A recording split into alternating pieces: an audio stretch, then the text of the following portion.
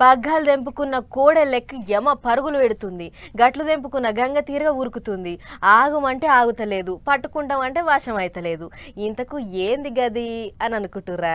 ఇంకేంటిదమ్మా బంగారము. చూస్తా చూస్తా తులం బంగారం అటు ఇటు లక్ష వలుకుతుంది. ఇప్పుడు ఎవ్వరి నోటెంట చూసినా బంగారం ముచ్చట్లే వినిపిస్తున్నాయి. అంత మంచినే ఉన్నది కానీ అన్నలు అక్కలు ఇగో ఒక్కసారి గి ముచ్చట చూడరు. ఒంటి మీద ఉన్న బంగారము, ఇంట్లో అర్రలు ఉన్న బంగారం రెండు పైలం. ఎందుకంటే ఇప్పుడు మాసం బంగారం 10,000, తులం బంగారం ₹1,00,000. అందుకే దొంగలు అవి ఇవి ఏం చూస్తలేరట. బంగారం పకడో వెనకకు మరి చూడకుండా బాగో గిట్టనే చేస్తానరట.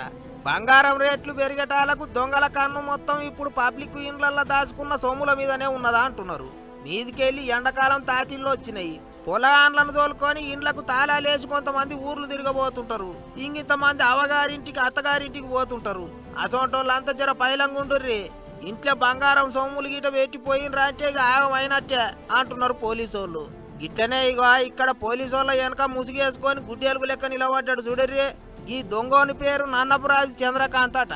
మంచిర్యాల జిల్లా నస్పూర్లో ఉంటాడు. పొద్దుగాల చాయ్ దుకాణం నడిపిస్తాడట. రాత్రి పబ్లిక్ ఇండ్లకు కన్నాలు ఎత్తాడట. పొద్దంతా బండి మీద తిరుగుకుంటా తాళం వేసిన ఇండ్లు ఎక్కడెక్కడున్నాయో చూసుకుంటాడట. రాత్రికి వాటికి పోతం పెడతాడు అన్నట్టు. ఇట్లనే ఓ ఇంట్లో 7 తులాల బంగారం సాగు చేసిండు. 7 తులాల బంగారం అంటే చిన్న ముచ్చట్న ఇప్పుడు 7 లక్షలు. పోలీసు వాళ్ళకు మతలబు చేస్తే 24 గంటలలో దొరకబట్టిండ్రు. ఇగిదిట్లుంటే వికారాబాద్ జిల్లా పరిగిల ఇంట్లో నిద్రపోతున్నోళ్ళు బయటికి రాకుండా బయటికేంచి బేడం పెట్టి తాళమేసున్న పక్కింట్లో దొంగతనం చేసిండ్రాట.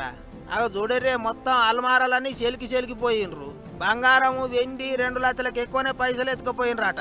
ఈ ఎండాకాలంలో ఊర్లకు పోయే పబ్లిక్ ముందుగానే ఆ ఏరియా పోలీసు వాళ్ళకు చెవిన ఓ మాట ఎత్తే వాళ్ళు మాపటీలు ఇండ్ల మీద ఓ కన్నేసి ఉంచుతారట.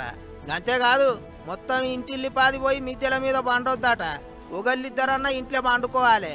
లేకపోతే మిద్దె మీద మనం గుర్రు పెట్టి నిద్రపోతే కింద దొంగలు ఇల్లు అంతా గుల్ల చేసిపోతారు. జర ఇల్లు పైలం అని చెప్తున్నారు పోలీసు వాళ్ళు.